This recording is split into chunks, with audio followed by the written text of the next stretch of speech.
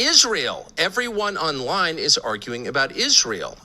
There are very few kind of conventional Christian voices saying, wait a second, this is a secular government, another country, and it has probably nothing to do with my religion or anybody's religion.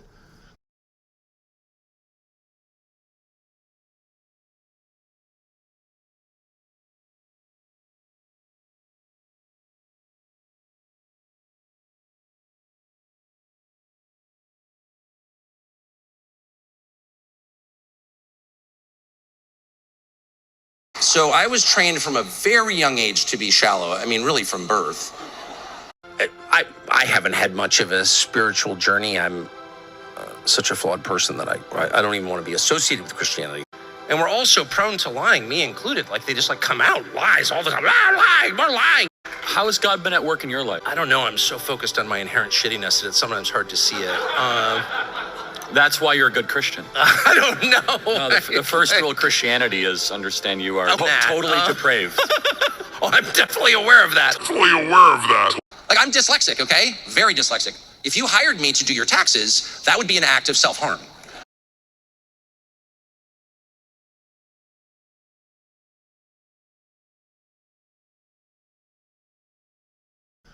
And we should never judge people on the basis of their immutable qualities because guilt and virtue are not passed down genetically.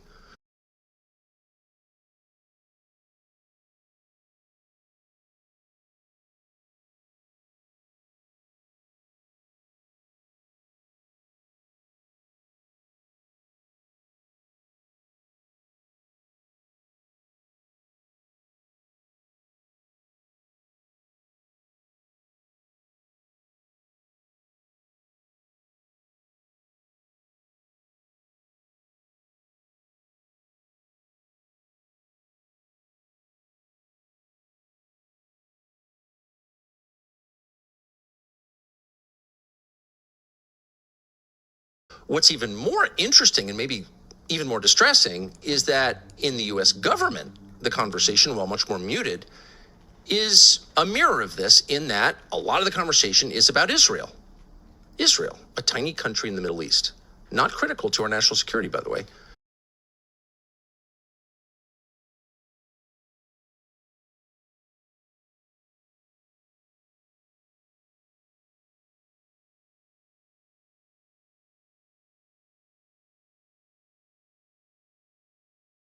But the conversation, the bandwidth, is consumed by questions of Israel.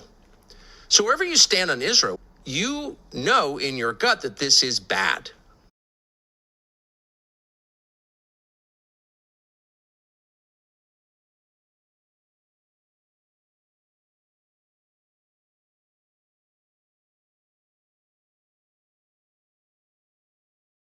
If a country like ours, supposedly the most powerful in the world, is devoting all of its time internally to conversations about Israel, it's probably not going in a good direction. There's probably a lot being neglected in favor of this very specific boutique conversation about this tiny little country. It's just not good.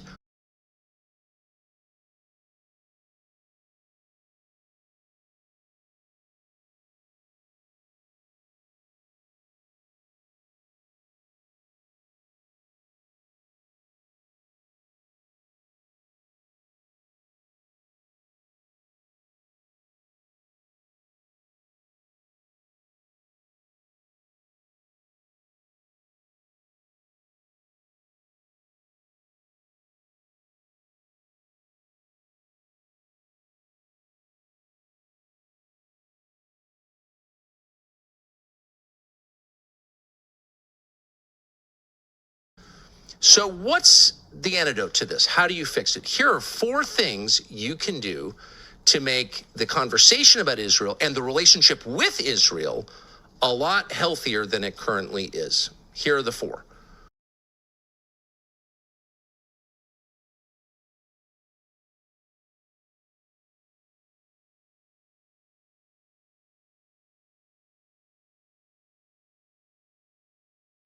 The first is get some global perspective on what we're talking about.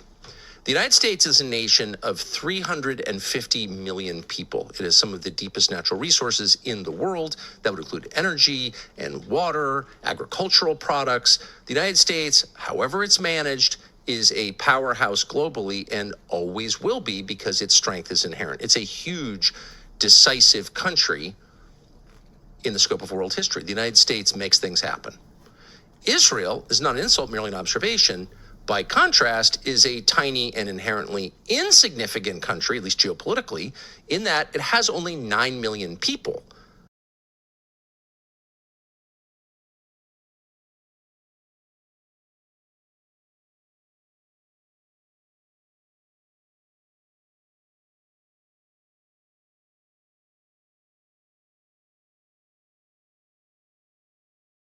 And no natural resources, no meaningful natural resources.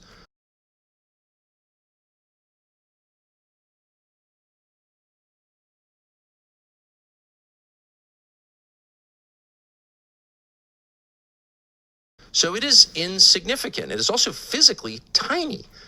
It's about the size of New Jersey, famously, but it has a much smaller GDP than New Jersey. It is a much smaller economy than the state of New Jersey. It has an economy about the size of the state of Arizona and almost one half the economy of the state of Massachusetts or Illinois.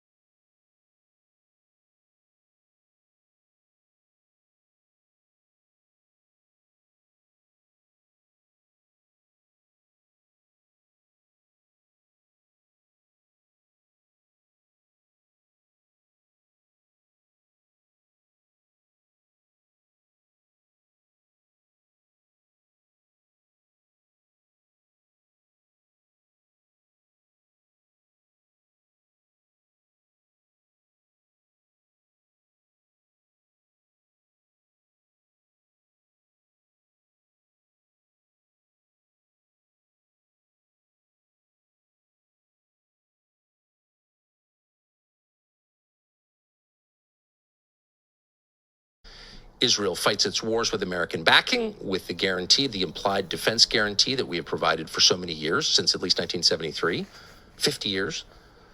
And its social services are made possible, which are quite generous, made possible by American subsidies. In other words, every dollar that goes to the Israeli military from the United States is a dollar that the nation of Israel can spend on its own people.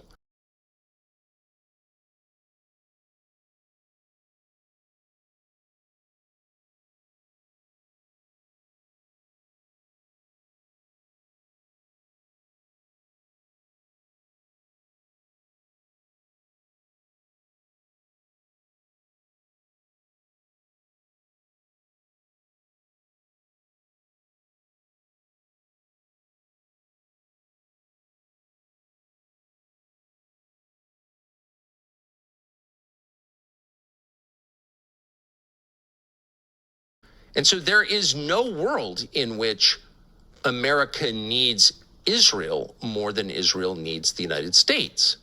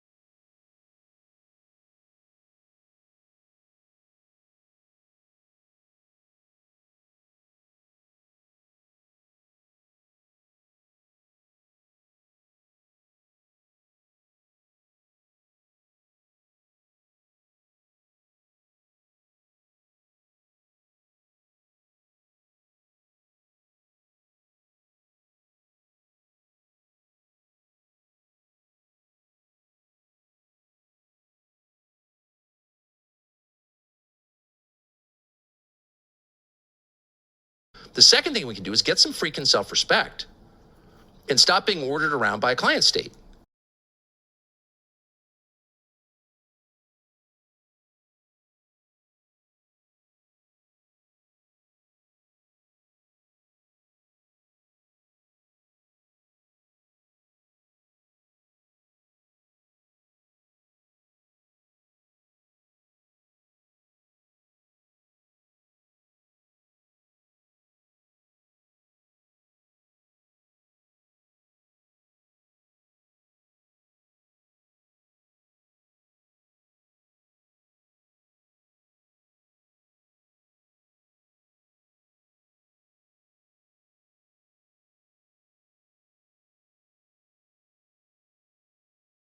Here is an interesting quote from Popery, Puseyism, and Jesuitism.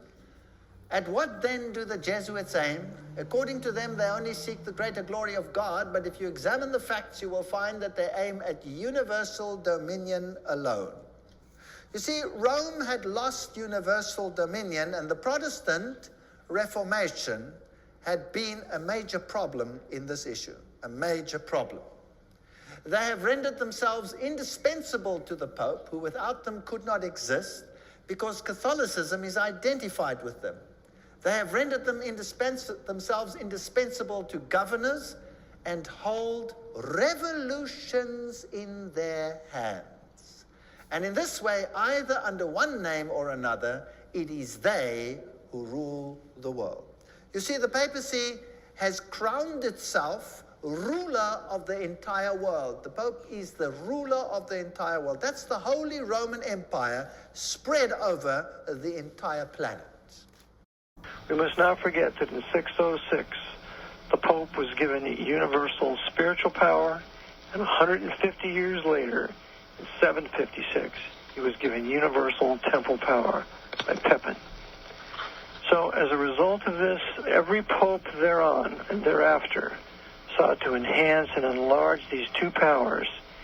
These two powers are represented on the papal flag that any of you can see. Is the papal flag, which is a crown of the Pope, a triple crown, with two keys crossed, each key symbolizing the powers of the Pope. The first being his universal spiritual power, that every creature is to be subject to the spiritual power of the Pope. And the other key is his universal temporal power, that every king, that every military dictator, that every president, that every prime minister is to be subject to his rule. It is these two powers that the papacy works with all of their might, day and night, in conspiracy against all the governments of man to establish, making the white pope, or the pope that is visible dressed in white, the universal monarch of the world. And this is the foundation, this is the theological foundation for what we call today the New World Order.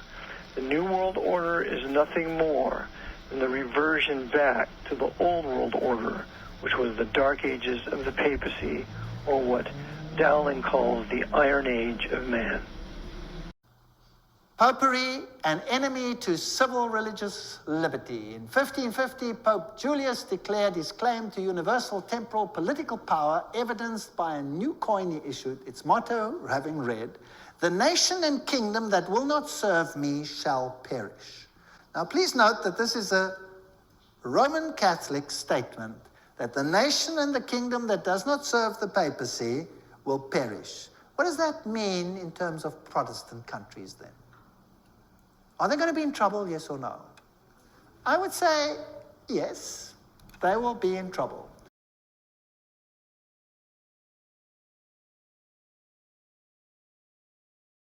Thomas Aquinas, the great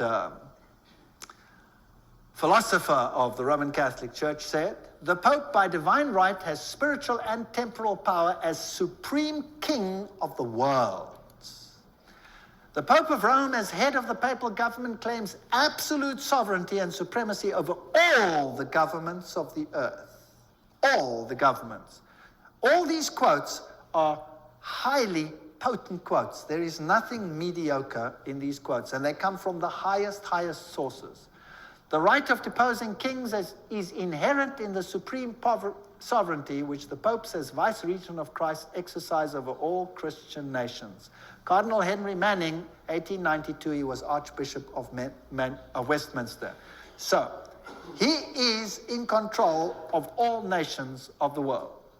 Now, it's interesting that the Bible tells us that these words were put on the Christ's cross at the crucifixion. Jesus of Nazareth, the King of the Jews. You read that in John 19:19. But the Roman Catholic crucifix has the words INRI written on it. Now, if you look it up in Webster's dictionary, it means Jesus Nazarenos Rex Iuderum. But in the extreme oath of the Jesuits, INRI means something totally different. It means Iustum necare reges impios, which means it is just to exterminate or annihilate impious or heretical kings, governments, or rulers. That's an interesting point. Now, another thing that they want to do is destroy Protestantism. We cherish at the bottom of our hearts this principle that whatever does not unite with us must be annihilated. And we hold ourselves ready to make, as soon as we shall have the means, an energetic application of these principles. Protestantism is already wearing out and sinking to decay. Yes, we are destined to insult its last agonies, to march over its broken skeleton and scattered bones. Oh, let us hasten this dissolution by our strong and united efforts. Then already they wrote, Protestantism is becoming decomposed, and we are gaining men of note. This is extracts from The Secret Plan.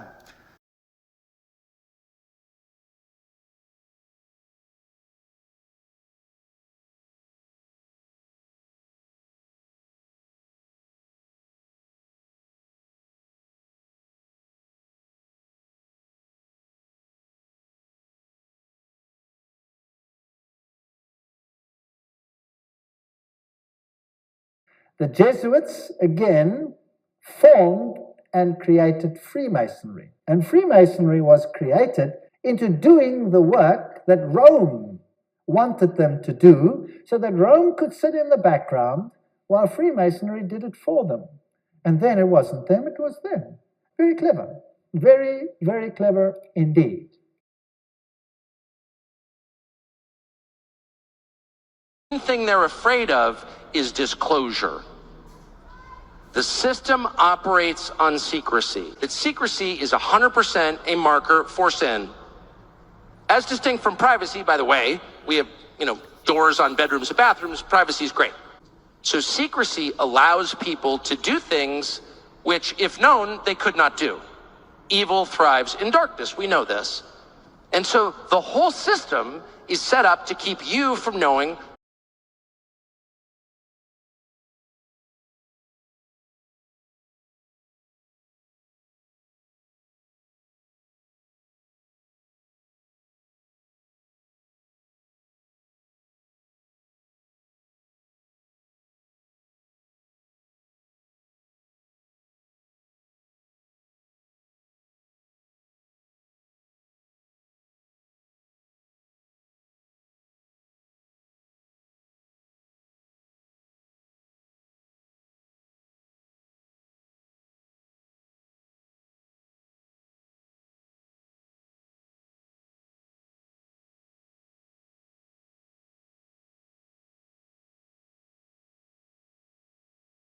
This is a very interesting one. This is Michelangelo Tamburni, 1720. This is the Jesuit of the general of the Jesuits, the general speaking to the Duke of Brancas, and he said the following. See, my lord, from this room I govern not only Paris, but China. Not only China, but the whole world without anyone knowing how 'tis managed. Interesting. This is what the Jesuits themselves had to say.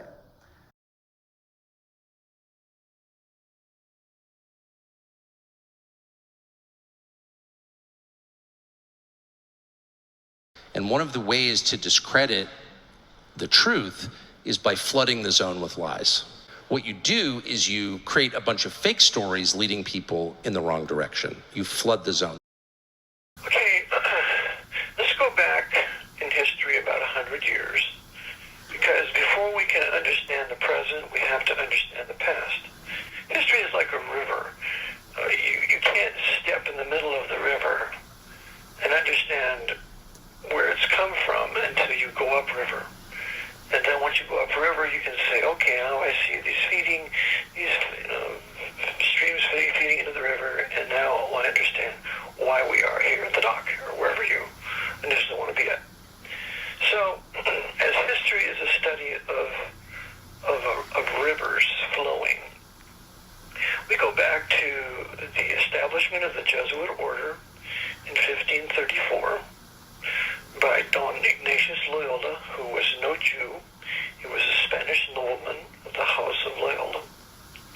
And he was a Spanish Templar, Knight Templar, and his purpose was to revive the Knights Templars under another name. And so this is what he set out to do. He visited certain High Templars in other countries after they had been suppressed by Pope Clement V in October, I believe, of 1312, Friday the 13th. And for which reason there are no 13 floors on any hotel. And so the Templars were revived under Ignatius Loyola under the name of the Knights of the Virgin Mary. Well, the Knights of the Virgin Mary, they changed the name to the Society of Jesus, and they're known today as the Jesuits, or the Jesuit Order. The Jesuit Order is a military order. The Jesuit Order, the Society of Jesus, is the most powerful military order in the world, barring none. The Jesuit Order has a leader. He's called the Jesuit Superior General. The Jesuit Superior General of today is Arturo Sosa, and he is the most powerful man in the world. Underneath him is today what is called the White Pope, the Jesuit General called the Black Pope by the Italians. They were surnamed then. And the White Pope today is a Jesuit, going by the name of Francis I, going by the name. So we also have the former Jesuit general, who is Adolfo Nicolas, who's still alive, and he serves as an advisor to the present Jesuit Superior General, Arturo Sosa. So the three most powerful men in the world today are Jesuits. These Jesuits control all the intelligence communities of the world through Gregorian University in Rome. Gregorian University is the most powerful, influential Jesuit university in the world, and from there they control all the other universities. The university they control here, I believe, is the foremost in power, is Georgetown University in Washington, D.C. Georgetown University is the real capital of the United States of America, and nothing happens at the Capitol without Jesuit permission or cause of it. That's how powerful they are. They control the executive office of the president that really oversees the president and a host of other offices. But the Jesuits at Georgetown run things in Washington. The Jesuits at Fordham University run New York City and the Archbishop of New York, today Timothy Cardinal Dolan. And one of their key players is Joseph A. O'Hare, who is a powerful Jesuit of the Fourth Vow. He's a former president of Fordham, and he's also a presider at the Council on Foreign Relations with his close friend and Knight of Malta, the Jew, Henry Kissinger. Okay. Not to mention Bloomberg, the former mayor of New York, another Knight of Malta, CFR member, and tied to Joseph A. O'Hare. So we have this supranational order called the Society of Jesus that's through its various agents, provocateurs, and people that they've educated in their major universities. Because remember, the Jesuits have 28 universities here in America, all of them located generally in major cities. And in 8 of those cities with Jesuit universities, there is a Federal Reserve Bank, because they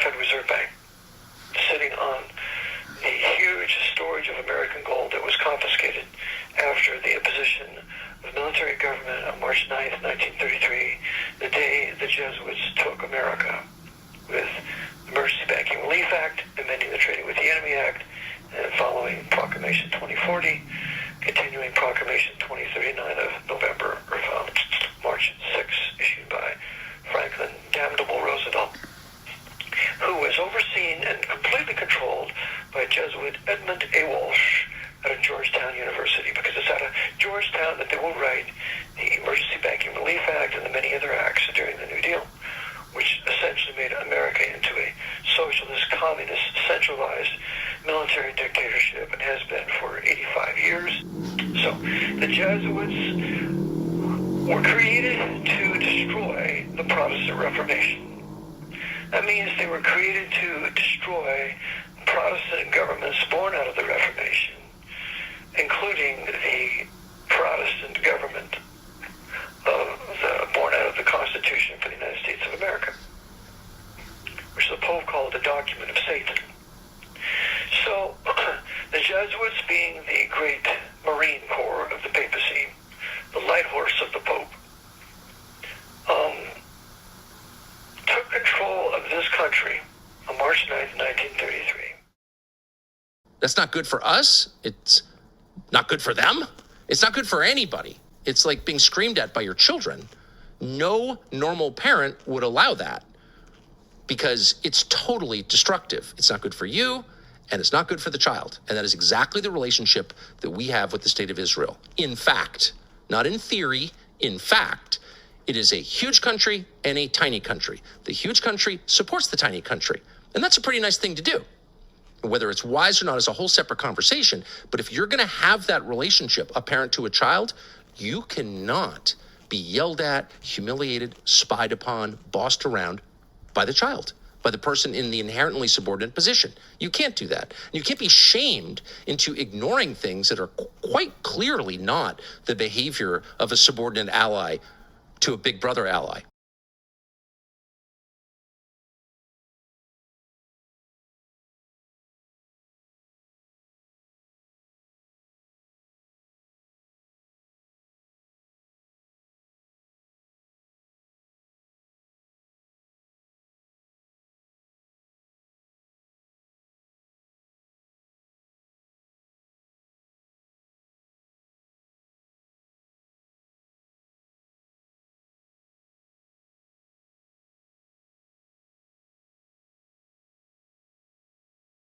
Because of the weakness of our leaders, we have incited predators in a foreign country to take advantage of us. Oh, that's such an anti-Israel thing to say. It's not anti-Israel at all. It's a demand that the people whose job it is, whose sacred duty it is to defend and represent us, our leaders, both at the Pentagon and all throughout the U.S. government, that they do that, that they stand up and defend us against all potential threats, against all foreign countries to the extent they need to, and that they do not prostrate themselves before a foreign nation. That's just basic. Why have a government, especially a strong government, if it's taking orders from another weaker government? And that is the state of play. And it has been for a very long time.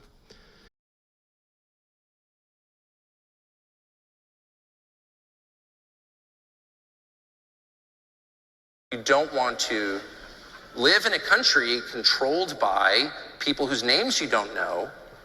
They work for agencies whose funding is secret.